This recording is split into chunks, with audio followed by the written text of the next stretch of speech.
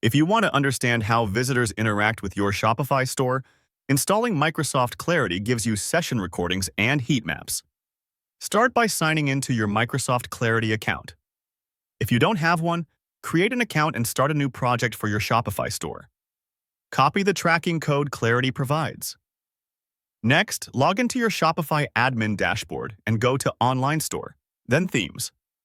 Click Actions on your current theme and select Edit Code. Open the theme.liquid file and paste the Microsoft Clarity tracking code just before the closing tag.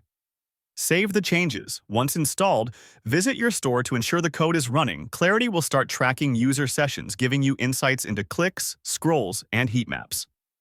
After saving, Microsoft Clarity is active and tracking user interactions on your Shopify store.